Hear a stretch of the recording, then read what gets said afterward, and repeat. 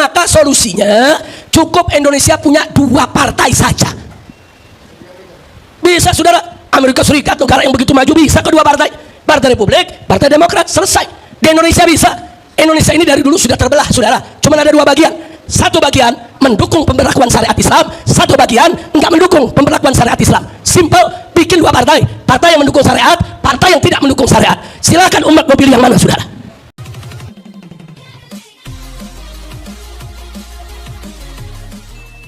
Makanya tadi maaf saya katakan, selama sistem multiparti ini masih ada di kita punya negeri, yang kalau satu kementerian dikuasai oleh satu partai kemudian dijadikan ATM-nya saudara untuk membesarkan partainya, jangan mimpi demokrasi di Indonesia akan sehat. Nah waktu itu saya sampaikan kenapa kita nggak bubarkan lagi itu semua partai. Terus ada yang nanya, Habib, kalau nanti partai dibubarkan bagaimana milih anggota DPR-nya? Oh gampang, DPD bisa tanpa partai. DPD para senator dipilih dari setiap daerah tanpa partai, calon independen. Kalau DPD bisa, DPR juga mesti bisa dong. Kalau perlu DPD-nya hapus, ganti DPR yang calon independen tanpa partai, sehingga setiap anggota DPR independen bisa menyuarakan rakyat tanpa ditekan oleh atasan saudara. Bisa kok. Siapa bilang nggak bisa saudara? Omong kosong kalau dibilang nggak bisa. Biasanya yang bilang nggak bisa ya orang partai, karena takut partainya dibubarkan. Kira-kira paham ibu ya? Ini tamu saya sama nih paham semua nih ya. Saya bukan lagi berkhayal nih, bukan nih. Ini lagi lempar wacana saudara. Ini wacana dalam dunia politik penting. Nah sehingga saudara, presiden dipilih secara independen, DPR dipilih secara independen, betul-betul semua rakyat yang pilih. Negara ini bebas daripada tekanan partai saudara. Itu pertama. Baik, andai kata pun negara tanpa partai itu sulit saudara, atau belum bisa dilaksanakan saat ini, atau perlu 1 atau 2 dekade lagi mendewasakan masyarakat saudara, maka solusinya cukup Indonesia punya 2 partai saja.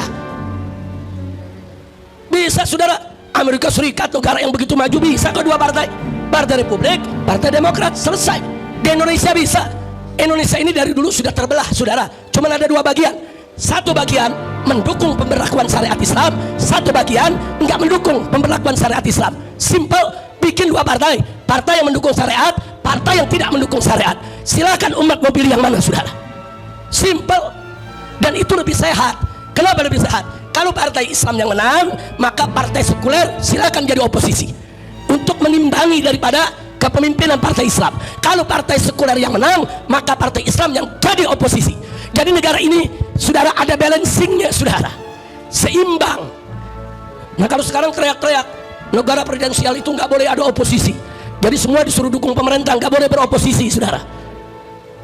Nah jadi 2 partai itu juga masih boleh sehat, walaupun saya tetap kepada wacana pertama, bangun negara tanpa partai, sehingga nanti jabatan-jabatan menteri saudara itu bisa diambil dari jabatan karir. Presiden yang terpilih secara independen saudara, dengan anggota dewan yang juga independen saudara, bisa memilih para menteri dari kementeriannya masing-masing.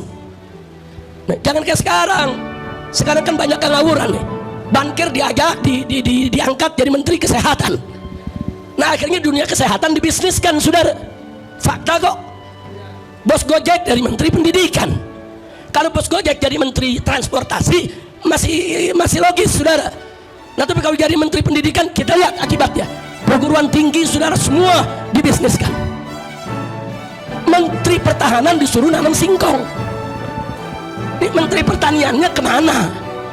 Astagfirullahaladzim, ini kok jadi ngawur begini saudara. Kenapa? Itu tadi, ini cawe-cawenya partai politik saudara. Semua mau diambil alih oleh partai politik, semua. Mau itu kementerian, mau itu kedutaan besar saudara, mau itu komisaris daripada BUMN, semua mau dibagi-bagi di antara orang partai. Nah jadi rakyat yang bukan orang partai bagaimana? Nah ini saya pengen ini Prof Laila, kita buat satu pertemuan besar, kita kumpulkan semua para pakar, ayo kita diskusi.